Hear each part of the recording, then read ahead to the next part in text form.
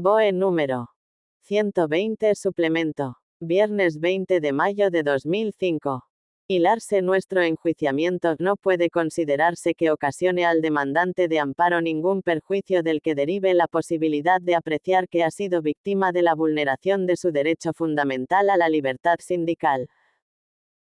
En efecto, la vinculación de la percepción de la indemnización por residencia y la efectiva prestación de servicios en el territorio que da derecho a ella es extraída por los órganos judiciales, no solamente de la naturaleza misma de la indemnización prevista en el Decreto 361/1971, de 18 de febrero, sino de la modificación de esta norma por medio del Real Decreto 3393/1981, de 29 de diciembre, dictado precisamente para aclarar la vinculación existente entre indemnización y residencia efectiva.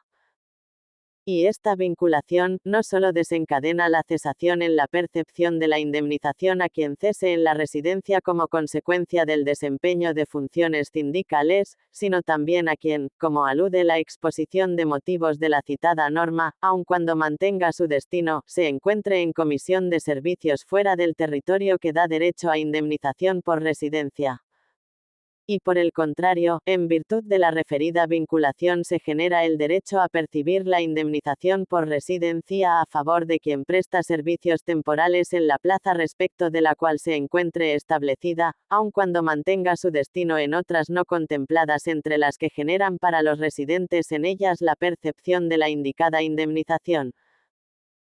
En consecuencia, el requisito de la efectiva residencia, obtenido de una interpretación razonada y razonable de la legalidad ordinaria que por ello no nos corresponde revisar, no se está aplicando específica y exclusivamente al demandante, con desconocimiento de su derecho a la garantía de indemnidad, sino que es consecuencia de la aplicación generalizada como tal, extendida a todos los trabajadores de la legalidad ordinaria por los órganos judiciales de manera respetuosa con el contenido del derecho a la libertad sindical. 6. Conclusión. De conformidad a cuanto queda expuesto entende que el fallo de la sentencia frente a la que se emite el presente voto particular debió haber sido el de desestimar la demanda de amparo de don Pedro Manuel Rubio Nicolás. Firmamos este voto particular con el mayor respeto del criterio contrario al de la mayoría de los componentes de la Sala. En Madrid, a 25 de abril de 2005. Guillermo Jiménez Sánchez Vicente Conde Martín de Hijas. Firmado y rubricado. 8271. Sala Primera. Sentencia 93/2005, de 18 de abril de 2005. Recurso de amparo 42252002. Promovido por don Ángel Herrero Gordo respecto a las sentencias de un juzgado de instrucción y de la Audiencia Provincial de Madrid que le condenaron por faltas de lesiones. Vulneración del derecho a la defensa, denunciado en un juicio de faltas que optó por defenderse a sí mismo sin abogado, a quien no se permitió interrogar a los denunciantes ni decir la última palabra, STC 143/2001. La Sala Primera del Tribunal Constitucional puesta por doña María Emilia Casas Bahamonde, presidenta, don Javier Delgado Barrio, don Roberto García Calvo y Montiel, don Jorge Rodríguez Zapata Pérez, don 49. Manuel Aragón Reyes y don Pablo Pérez Tremps, magistrados, ha pronunciado la siguiente, en nombre del Rey, sentencia, en el recurso de amparo número 42252002, promovido por don Ángel Herrero Gordo, representado por el procurador de los tribunales don Esteban Jabardo Margareto y asistido por el abogado don Ignacio María Sainz Villanueva, contra la sentencia de la sección sexta de las de la Audiencia Provincial de Madrid, de 5 de junio de 2002, dictada en rollo de apelación número 1622002, y contra la sentencia del Juzgado de Instrucción número 7 de los de Madrid, de fecha 4 de diciembre de 2001, dictada en el juicio de faltas número 1951200. Ha intervenido el Ministerio Fiscal. Ha sido ponente el magistrado don Roberto García Calvo y Montiel, quien expresa el parecer de la Sala. 1. Antecedentes. 1. Mediante escrito presentado en el Registro General de este tribunal el día 6 de julio de 2002, don Esteban Jabardo Margareto, procurador de los tribunales, en nombre y representación de don Ángel Herrero Gordo, asistido de letrado, interpuso recurso de amparo contra las resoluciones judiciales a las que se ha hecho mención en el encabezamiento de esta sentencia. 2. El recurso tiene su origen en los siguientes antecedentes que a continuación se exponen. A. El Juzgado de Instrucción número 7 de los de Madrid incoó diligencias de juicio de faltas número 1951 a 2000, mediante auto de 26 de enero de 2001, en virtud de denuncias por lesiones causadas por don Ángel Herrero Gordo y su esposa doña María Luisa Funcia Sánchez Pardo a sus vecinas María Luisa y Carmen Blas Ortega, y por estas a aquellos, recíprocamente. B. Celebrado juicio oral de faltas el día 27 de noviembre de 2001, se dictó sentencia de fecha 4 de diciembre de 2001, que declaró probado que sobre las 12:30 del mediodía horas del día 12 de diciembre de 2000, hubo una discusión entre doña María Luisa Funcia y doña Carmen Blas Ortega, en la que se profirieron insultos y se agredieron mutuamente sin consecuencias acreditadas, y que posteriormente, entre las 10:30 de la noche y las 10:50 de la noche horas del mismo día, se entabló una nueva discusión entre don Ángel Herrero Gordo y las hermanas Blas Ortega, con el resultado que consta en el informe forense. La sentencia absolvió a doña María Luisa Funcia Sánchez Pardo, a doña Carmen Blas Ortega y a doña María Luisa Blas Ortega, y condenó a don Ángel Herrero Gordo como autor responsable de una falta de lesiones del art. 617. 1 CP, contra doña Carmen Blas Ortega, a la pena de 1 mes de multa, a razón de una cuota diaria de 500 pesetas con responsabilidad personal subsidiaria del art. 53 del Código Penal CP, en caso de insolvencia, y por una falta de lesiones, del art. 617. 1 CP, contra doña María Luisa Blas Ortega, a 2 meses de multa, a razón de una cuota diaria de 500 pesetas con la responsabilidad personal subsidiaria del art. 53 CP en caso de insolvencia, así como a indemnizar a esta en la cantidad de 220.500 pesetas. C. Contra esta resolución presentó el condenado don Ángel Herrero Gordo recurso de apelación, que fue resuelto por la sección sexta de las de la Audiencia Provincial de Madrid mediante sentencia de fecha 5 de junio de 2002, desestimatoria del recurso. D. La sentencia declara que el primer motivo del recurso es la violación del derecho de defensa por no. Viernes 20 de mayo de 2005. BOE número 120 suplemento. Permitir la intervención del apelante en el juicio ni permitirle ejercer el derecho a la última palabra. Tales alegaciones se rechazan aduciendo que se ha cumplido la tramitación correspondiente a un juicio de faltas. Así, las partes fueron citadas al juicio haciéndoles saber que podían comparecer al mismo con los medios de prueba que considerasen procedentes y que podían asistir con letrado. En el acto del juicio se escuchó a todos los intervinientes en los hechos, dando cada uno su versión sobre lo sucedido, siendo la declaración de la hora demandante de amparo la más extensa.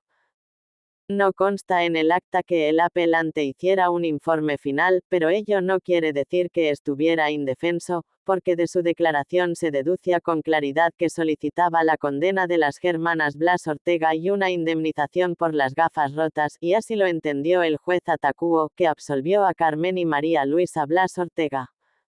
Si el juez Acuo no hubiera entendido que el ahora recurrente no estaba formulando acusación contra estas dos personas, las hubiera absuelto por falta de acusación, lo que no hizo. Por su parte, con relación al derecho a la última palabra, debe señalarse que es un trámite que no está previsto para el juicio de faltas.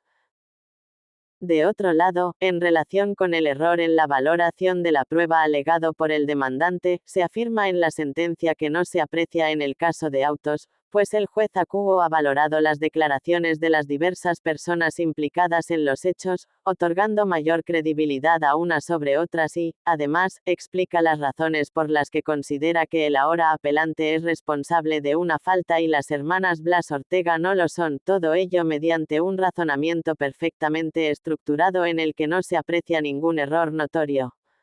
3. La demanda de amparo plantea la vulneración del derecho fundamental a la defensa art. 24. 2c. Con cita de la doctrina del Tribunal Constitucional, STC 143/2001, u de la doctrina del Tribunal Europeo de Derechos Humanos casos Pakeli y Artico considera que se ha vulnerado este derecho, proclamado en los arts. 24. 2c. 6. 3 del Convenio Europeo para la Protección de los Derechos Humanos y de las Libertades Fundamentales, CEDH, y 14. 3 del Pacto Internacional de Derechos Civiles y Políticos PIDCP porque no se permitió al demandante interrogar a los testigos teniendo en cuenta que compareció sin abogado, no se le permitió informar, al contrario que a sus acusadores, y no se le concedió el derecho a la última palabra. Por todo ello, solicita se dicte sentencia otorgando el amparo solicitado, reconociendo que se ha vulnerado su derecho a la defensa y, en consecuencia, restableciéndole en tal derecho, declarando la nulidad de las sentencias de la sección sexta de las de la Audiencia Provincial de Madrid, de 5 de junio de 2002, dictada en rollo de apelación número 1622002, y del Juzgado de Instrucción núm. 7 de los de Madrid, de fecha 4 de diciembre de 2001, dictada en el juicio de faltas número 1951 a 2000, y ordenando retrotraer las actuaciones al momento inmediatamente precedente a la celebración de la vista oral en la primera instancia, a fin de que el enjuiciamiento se lleve a cabo por el órgano judicial que sea competente con pleno respeto a sus garantías constitucionales. 4. La sección primera de este tribunal, por providencia de 6 de febrero de 2004, acordó la admisión a trámite de la demanda de amparo y, a tenor de lo dispuesto en el art. 51 LOTC, acordó también requerir la remisión de actuaciones a los órganos judiciales, interesando al mismo tiempo que se emplazara a quienes fueron parte en el mencionado procedimiento, para que en el plazo de 10 días pudieran comparecer en el proceso constitucional con traslado a dichos efectos de copia de la demanda presentada. 5. Mediante diligencia de ordenación de fecha 1 de abril de 2004, se tuvieron por recibidos los testimonios de las actuaciones remitidas y, a tenor de lo dispuesto en el art. 52 LOTC, se acordó dar vista de las actuaciones y conceder un plazo común de 20 días al Ministerio Fiscal y al Procurador don Esteban Jabardo Margareto, para que dentro de dicho término pudieran alegar lo que a su derecho conviniera. 6. El recurrente, en escrito registrado el 28 de abril de 2004, presentó alegaciones en las que insiste en los argumentos y razonamientos contenidos en su demanda, reiterando la existencia de la vulneración aducida. 7. El Ministerio Fiscal, en escrito registrado el 13 de mayo de 2004, presenta alegaciones en las que indica que corresponde a los órganos judiciales velar porque en las distintas fases de todo proceso se dé la necesaria contradicción entre las partes para que éstas posean idénticas posibilidades de alegación y prueba y, en definitiva, puedan ejercitar su derecho de defensa en cada una de las instancias que lo componen. Este deber se agudiza en el proceso penal, dada la trascendencia de los intereses en juego, de forma que, aun en el caso de falta de previsión legal, no queda liberado el órgano judicial, e incluso el propio Ministerio Público, de velar por el respeto del derecho de defensa del imputado. Especifica manifestación del derecho de defensa son las facultades de alegar, probar e intervenir en la prueba ajena para controlar su correcta práctica y contradecirla, y muy concretamente la de interrogar o hacer interrogar a los testigos que declaren contra él. Y especial importancia tiene el derecho a la última palabra, con independencia de otras expresiones del derecho a la autodefensa recogidas en nuestro sistema procesal. En este caso, la afirmación de la audiencia provincial según la cual ya quedó claro en el interrogatorio que el ahora recurrente acusaba a las hermanas Blas Ortega, no puede considerarse como una manera suficiente de garantizar la existencia de contradicción para quien después resultó condenado, pues una cosa es que, como denunciante que era, acusara a la otra parte cuando se le dio por el juez la palabra, y otra distinta es que, una vez practicada la prueba propuesta por las hermanas Blas Ortega y oídas sus alegaciones finales, el acusado haya podido primero contradecirlas y luego rebatirlas. La asunción por quien resultó condenado del derecho a autodefenderse no solo debe ser respetado en el debate procesal, sino que, formando parte del derecho fundamental a la defensa, es obligado que se proteja especialmente por el juez para que pueda cumplir los fines a que está destinado. Y uno de ellos es particularmente el de hacer posible la contradicción mediante la facilitación en juicio de la intervención a quien es acusado y de que así pueda rebatir no solo las pruebas sino las alegaciones en su contra de quien le acusa. En el presente caso tales principios no se cumplieron, pues quien fue primero denunciado y después acusado y asumió su autodefensa no tuvo la oportunidad de intervenir en el juicio, más allá de explicar, según su parecer, lo sucedido, ni de rebatir la prueba y alegaciones de sus contrarios, ni de, una vez finalizado el debate, hacer sus observaciones y decir la última palabra. Todo eso debió serle ofrecido con independencia de que él mismo lo solicitara, pues es justamente ese ofrecimiento el que complementa a través del juez el derecho de autodefensa, por su propia naturaleza incompleto. En consecuencia, el fiscal estima que el derecho a la defensa del recurrente ha sido vulnerado desde el mismo acto del juicio oral de faltas, por lo que la imprescindible reparación del derecho fundamental exige que se anule todo lo actuado desde dicho juicio, este incluido, para que celebrándose de nuevo con respeto del derecho a la defensa, pueda dictarse por el juzgado otra sentencia acorde con la citada garantía. Por providencia de fecha 14 de abril de 2005, se señaló para deliberación y fallo de la presente sentencia el día 18 de dicho mes y año. 2. Fundamentos jurídicos. 1. El recurso de amparo se dirige contra la sentencia de la sección sexta de la Audiencia Provincial de Madrid, de 5 de junio de 2002, dictada en rollo de apelación número 1622002, y contra la sentencia del Juzgado de Instrucción número 7 de los de Madrid, de fecha 4 de diciembre de 2001, dictada en el juicio de faltas número 1951200. Dados los términos en que viene planteada la demanda, lo que se nos pide es que determinemos si las referidas sentencias han lesionado el derecho fundamental del demandante a la defensa art. 24.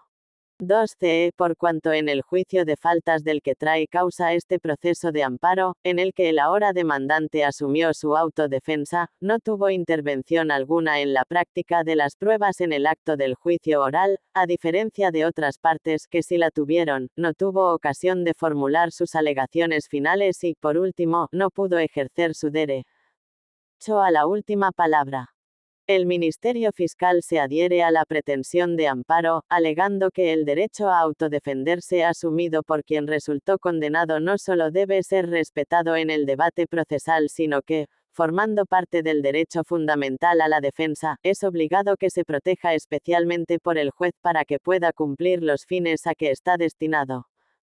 Y uno de ellos es, particularmente, el de hacer posible la contradicción mediante la facilitación en juicio de la intervención a quien es acusado, de modo que pueda rebatir no solo las pruebas, sino también las alegaciones en su contra de quien le acusa.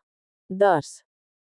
El solicitante de amparo ocupó en este juicio de faltas la doble posición de denunciante y denunciado, por lo que, en su primera calidad, y en cuanto titular del ius ut procedatur, es decir, del derecho a poner en marcha un proceso, substanciado de conformidad con las reglas del proceso justo, en el que pueda obtener una respuesta razonable y fundada en derecho por todas, STC 120/2000, de 10 de mayo, FJ4 podría haber solicitado del tribunal que enjuiciara si las resoluciones judiciales impugnadas han respetado dicho ius ut procedatur, desde la perspectiva del art.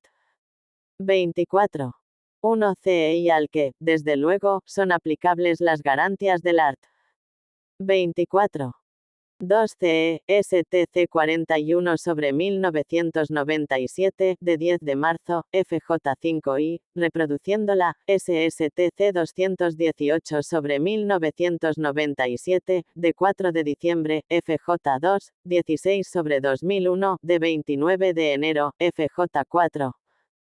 Ello no obstante, el solicitante de amparo limita su queja a la vulneración del derecho de defensa que padeció en su condición de denunciado, en cuanto le fue negada por los órganos jurisdiccionales la posibilidad de interrogar a las denunciantes, de resumir la prueba practicada y formular conclusiones sobre la misma, y de ejercer el derecho a la última palabra. Es decir, en cuanto no pudo ejercer su autodefensa y participar contradictoriamente en el juicio de faltas. Así pues, limitaremos nuestro análisis, en el marco de la pretensión ejercitada, a examinar si en la tramitación del juicio de falta se ha producido la denunciada violación del derecho de defensa. 3. En orden al análisis de fondo del caso enjuiciado, este tribunal ha declarado en numerosas ocasiones que el derecho fundamental a obtener la tutela judicial efectiva, reconocido en el art. 24. 1 CE, comporta la exigencia de que en ningún momento pueda producirse indefensión, lo que, puesto en relación con el reconocimiento del derecho de defensa, en el apartado 2 del mismo precepto constitucional, cuya violación denuncia el demandante de amparo, significa que en todo proceso judicial debe respetarse el derecho de defensa contradictoria de las partes contendientes, STC 143/2001, de 18 de junio, FJ3. 51. Esta exigencia requiere del órgano jurisdiccional un indudable esfuerzo a fin de preservar los derechos de defensa en un proceso con todas las garantías, ofreciendo a las partes contendientes el derecho de defensa contradictoria, mediante la oportunidad de alegar y probar procesalmente sus derechos o intereses, SSTC 25/1997, de 11 de febrero, FJ2, 102/1998, de 18 de mayo, FJ2 y 18 de la madrugada, 1999, de 22 de febrero, FJ3, 109/2002, de 6 de mayo, FJ2. Y ello ha de garantizarse en todo proceso judicial, también en el juicio de faltas, SSTC 54/1985, de 18 de abril, y 225/1988, de 28 de noviembre, tanto cuando las partes comparezcan por sí mismos, autodefensa, como cuando lo hagan con la asistencia de letrado, si optaren por esta posibilidad, o la misma fuere legalmente impuesta, SSTC 143/2001, de 18 de junio, FJ3, y 29/1995, de 6 de febrero, FJ3. Más concretamente, decíamos en la STC 143/2001, de 18 de junio, FJ3, que precisamente la preservación de sus derechos fundamentales y, en especial, la regla o principio de interdicción de indefensión, reclaman un cuidadoso esfuerzo del órgano jurisdiccional por garantizar la plena efectividad de los derechos de defensa de ambas partes, STC 226/1988, de 28 de noviembre, por lo que corresponde a los órganos judiciales velar porque en las distintas fases de todo proceso se dé la necesaria contradicción entre las partes que posean estas idénticas posibilidades de alegación y prueba y, en definitiva, que ejerciten su derecho de defensa en cada una de las instancias que lo componen.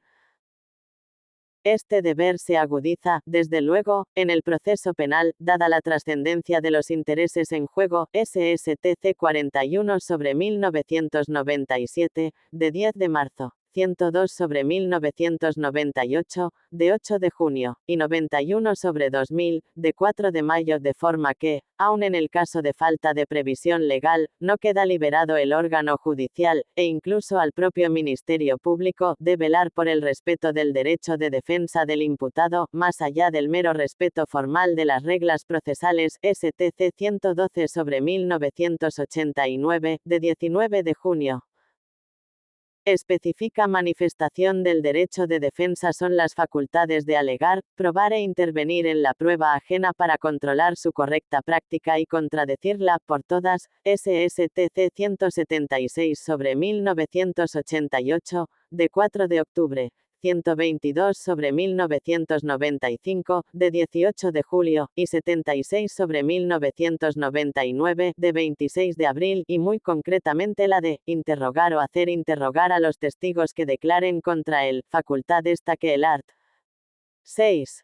3D del Convenio Europeo de Derechos Humanos reconoce a todo acusado como regla general entre sus mínimos derechos, y de un tenor similar es el art.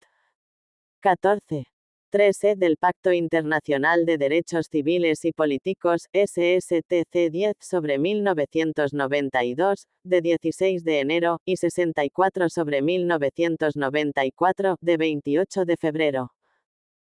La posibilidad de contradicción es, por tanto, una de las reglas esenciales del desarrollo del proceso. SSTC 41/1997, 218/1997, de 4 de diciembre, 138/1999, de 22 de julio, y 91/2000, sin cuya concurrencia, debemos reiterar, la idea de juicio justo es una simple quimera.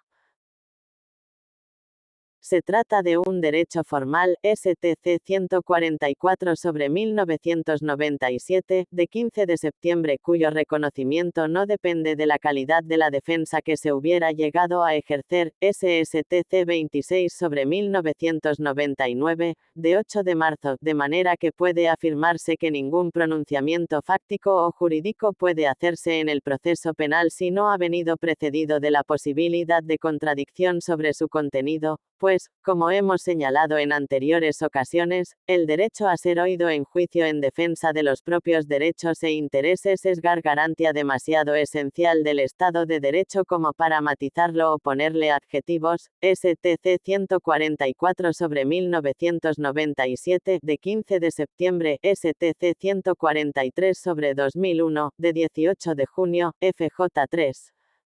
Por su parte, en relación con el derecho de última palabra, hemos indicado en la STC 181/1994, de 20 de junio, FJ3, que el derecho a la defensa comprende, en este aspecto, no solo la asistencia de letrado libremente elegido o nombrado de oficio, en otro caso, sino también a defenderse personalmente, arts. 6. 3c, y 14.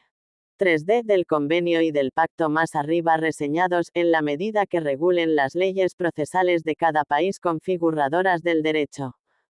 Es el caso que la nuestra en el proceso penal, art.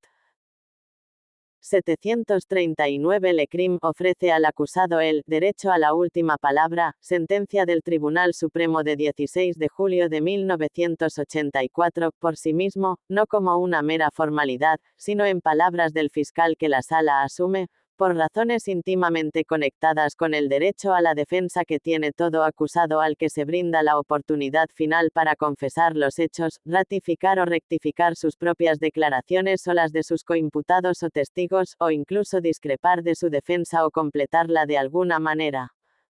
La raíz profunda de todo ello no es sino el principio de que nadie pueda ser condenado sin ser oído, audiencia personal que, aun cuando mínima, ha de separarse como garantía de la asistencia letrada, dándole todo el valor que por sí misma le corresponde. La viva voz del acusado es un elemento personalísimo y esencial para su defensa en juicios. 4. La aplicación de las anteriores precisiones al supuesto sometido ahora a nuestra consideración lleva directamente a la estimación de la pretensión de amparo, en razón de la limitadísima intervención que se dio a quien recurre en el juicio de faltas, pese a que, además de tener desde el primer momento la doble condición de denunciante y denunciado, expresó su voluntad de defenderse por sí mismo. Aunque la audiencia provincial argumenta que no consta que el demandante estuviera indefenso, lo cierto es que la simple lectura del acta de la vista oral pone de relieve que el recurrente no tuvo ocasión de interrogar a las denunciantes, ni se le dio ocasión de resumir la prueba practicada o formular conclusiones sobre la misma, es decir, no pudo ejercer su autodefensa y participar contradictoriamente en el juicio de faltas como sujeto activo, en su condición de parte. Tampoco pudo ejercer el derecho a la última palabra, que no le fue ofrecido una vez que el fiscal y las denunciantes hubieron formulado sus conclusiones finales en que solicitaban su condena. De este modo, es claro que el pronunciamiento judicial condenatorio no ha venido precedido de un debate pleno y contradictorio sobre todos los aspectos de la denuncia y de la acusación. Una vez fue formulada por el Ministerio Fiscal y las denunciantes, se ha fundado en pruebas respecto de las cuales no se ha producido la debida contradicción, y no se ha dado oportunidad de que el ahora demandante de amparo pudiera manifestar en el estrado judicial cuanto considerara conducente a su defensa como final del juicio oral, todo lo cual constituye una vulneración del derecho de defensa que debe ser reparada. A tales efectos procede declararlo así y anular las sentencias recurridas, aunque solo en lo que se refieren al pronunciamiento condenatorio relativo a la hora demandante, retrotrayendo las actuaciones al momento del juicio oral, este incluido, para que, con respeto del derecho a la defensa, se celebre nueva vista por los hechos comprendidos en la denuncia interpuesta por las hermanas Blas Ortega contra el demandante, de modo que pueda dictarse por el juzgado otra sentencia acorde con la citada garantía. Fallo. En atención a todo lo expuesto, el Tribunal Constitucional, por la autoridad que le CONPIERE la Constitución de la Nación Española, ha decidido otorgar el amparo solicitado por don Ángel Herrero Gordo y, en su virtud, 1. Reconocer su derecho a la defensa, art. 24. 2c. 2. Anular el pronunciamiento condenatorio relativo al demandante de amparo incluido en las sentencias dictadas por la sección sexta de la Audiencia Provincial de Madrid, de 5 de junio de 2002, en rollo de apelación número 1622002, y por el Juzgado de Instrucción número 7 de los de Madrid, de fecha 4 de diciembre de 2001, en el juicio de faltas número 195120000. 3. Retrotraer las actuaciones al momento del juicio oral, este incluido, para que celebrándose de nuevo con respeto del derecho a la defensa, pueda dictarse por el juzgado otra sentencia acorde con la citada garantía. Publiquése esta sentencia en el Boletín Oficial del Estado. Dada en Madrid, a 18 de abril de 2005.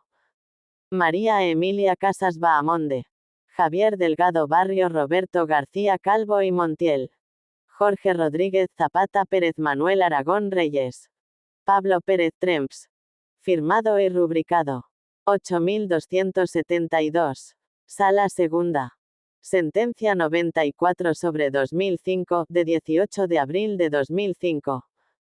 Recurso de amparo 563220002. Promovido por don Pedro Mateos López frente a las sentencias de un juzgado de instrucción y de la Audiencia Provincial de Murcia que le condenaron por faltas de malos tratos y opciones a su cónyuge. Vulneración del derecho a la tutela judicial sin indefensión, citación a juicio mediante llamada telefónica sin garantías, STC 105/1993, el recurso de apelación no permite sanar la indefensión sufrida en el juicio de faltas, STC 134/2002. La Sala Segunda del Tribunal Constitucional puesta por don Guillermo Jiménez Sánchez, presidente, don Vicente Conde Martín de Hijas, doña Elisa Pérez Vera, don Eugeni Gay Montalvo, don Ramón Rodríguez Arribas y don Pascual Sala Sánchez, magistrados, ha pronunciado, en nombre del Rey, la siguiente sentencia. En el recurso de amparo núm. 563220002, promovido por don Pedro Mateos López, representado por el procurador de los tribunales don Fernando Pérez Cruz y asistido por el abogado don José Francisco Torralba Máiquez, contra la sentencia de 2 de septiembre de 2002 dictada por la sección cuarta de la Audiencia Provincial de Murcia en el rollo número 2452002, por la que se desestimaba el recurso de apelación interpuesto en su día contra la sentencia del anterior 10 de enero, dictada por el Juzgado de Instrucción número 5 de la misma capital, en la que se le condenaba por faltas de malos tratos y coacciones a su cónyuge y se le absolvía de las faltas de lesiones e injurias por las que también venía acusado. Intervenido el Ministerio Fiscal. Ha sido ponente el magistrado don Ramón Rodríguez Arribas, quien expresa el parecer de la Sala. 1. Antecedentes. 1. Por escrito registrado en este tribunal el 4 de octubre de 2002, don Pedro Mateos López, representado por el procurador de los tribunales don Fernando Pérez Cruz y asistido por el abogado don José Francisco Torralba Máiquez, interpuso demanda de amparo contra la sentencia.